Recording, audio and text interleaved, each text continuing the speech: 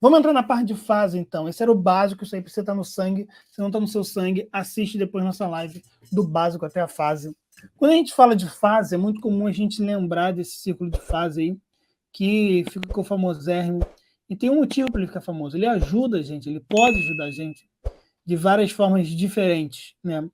E hoje a gente vai falar um pouquinho sobre esse círculo aí, mas mais do que sobre esse círculo, a gente vai entender por que ele tem essas variações de cores e de valores, tá?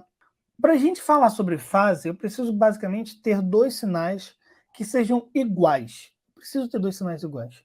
Dois sinais diferentes não têm interação de fase, porque eles não se misturam nesse sentido de fase, ok? Porque o que é exatamente fase, né? A gente repete tanto essa palavra, mas o que é realmente fase? O que a gente não entendeu ainda sobre fase? Na verdade, quando a gente fala de defasamento, na verdade, quando a gente fala sobre a fase de alguma coisa, a gente está querendo dizer sobre a linearidade de alguma coisa, sobre o quanto aquilo se encontra igual com alguma coisa, né? Então, vamos pensar numa senoide que tem 360 graus, tá? E quais são as possibilidades da gente ter esse som defasado? Uma das possibilidades é o seguinte: se eu tenho dois sinais, o vermelho e o preto aí agora, dá para ver, tem um vermelho e um preto, e eu afasto esses sinais, por exemplo, 90 graus, eu tenho uma defasagem de 90 graus. E é aí que a gente precisa separar o que é grau do que é período. Eu não sei que frequência é essa. Então, vamos pensar um passo atrás agora. Ó. Mas considerando que essa imagem que vocês têm aí na tela seja a imagem de, sei lá, de 1 kHz, tá?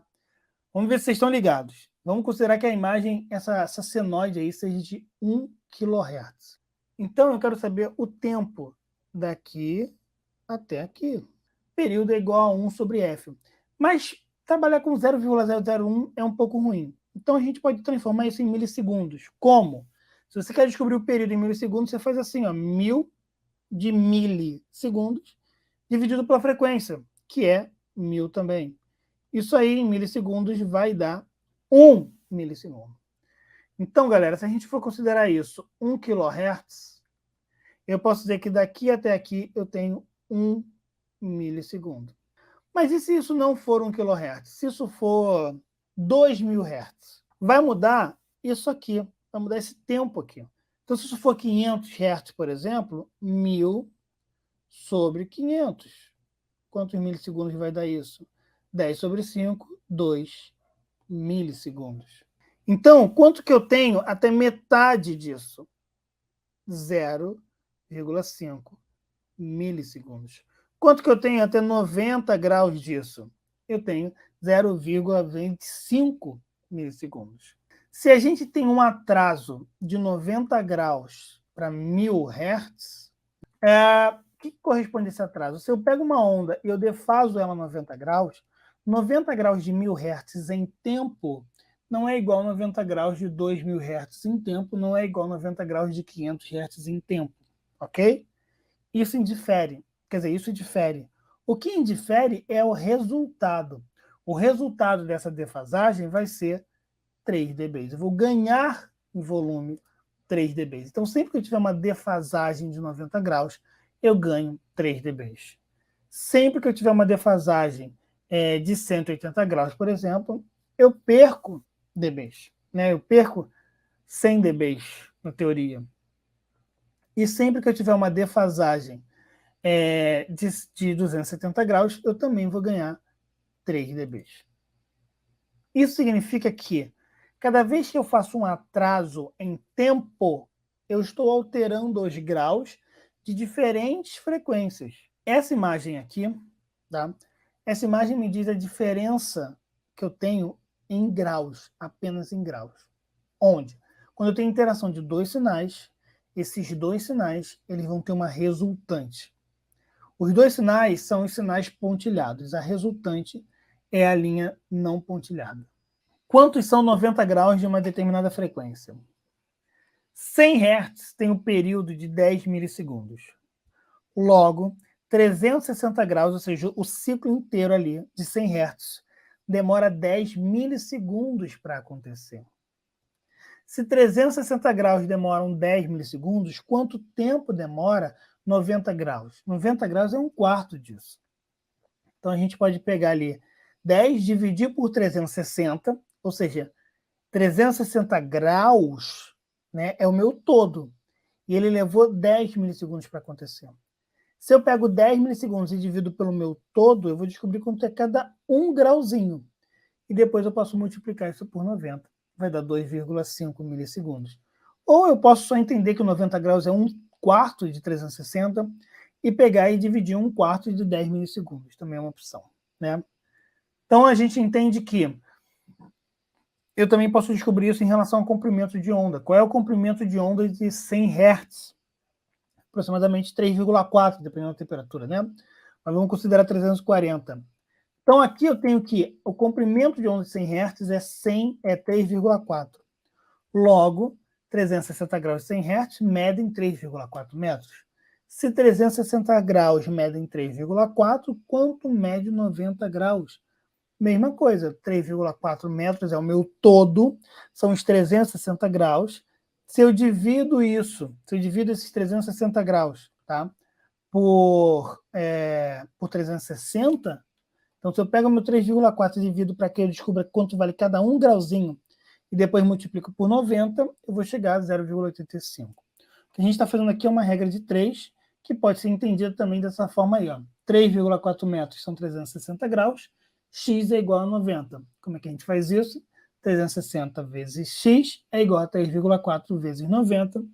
360x é igual a 306, x é igual a 306 dividido por 360, x é igual a 0,85 metros. Em 100 Hz, quando eu tenho dois falantes afastados de 0,85 metros, eu vou ter uma diferença de 90 graus. O que vai acontecer com 100 Hz? Vai somar 3 dB. E se eu tivesse mesmo falante afastado e eu estiver tocando nele 200 Hz? O que vai acontecer? Vai cancelar. E se eu tivesse mesmo falante tocando 400 Hz? O que vai acontecer? Vai somar 6 dB. Então, isso é o que vai acontecer. No total, eu não quero um falante tocando frequências únicas. A gente não ouve frequências únicas no show, a gente ouve todas as frequências.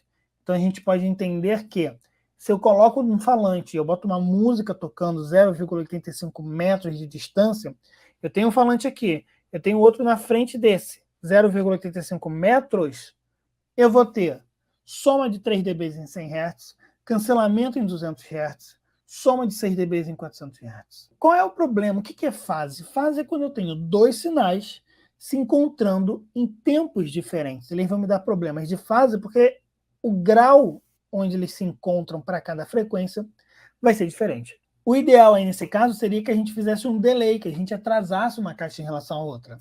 Como? Fórmula de delay. Delay é igual a distância sobre a velocidade do som. Então aqui a gente tem que delay é igual a 0,85 dividido por 340. O delay é de 0,0025 segundos, ou um delay de 2,5 milissegundos. Então, se eu aplico esse delay aqui, se eu tenho essa minha diferença de tempo de 2,5 milissegundos, eu aplico esse delay para que fique em zero, eu vou ter todas as ondas se somando, o que é lindo, né? Isso significa que um atraso de 2,5 milissegundos corresponde a 90 graus, né? Se eu atraso uma fonte da outra em 2,5 milissegundos, eu tenho um atraso de 90 graus em 100 Hz, 180 graus em 200 Hz, 360 graus em 400 Hz. Se a gente for olhar isso num software FFT, a gente vai identificar isso muito facilmente. O que é um software FFT? Rita, Smart, Crosslight, softwares de medição que tem essa função FFT, né? Isso vai ficar muito claro para mim. Por que isso fica muito claro para mim?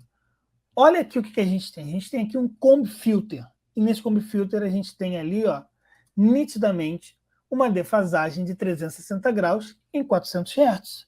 Por quê? Porque 400 Hz somou 6 dB. A gente tem ali, nitidamente, uma defasagem de 180 graus em 200 Hz.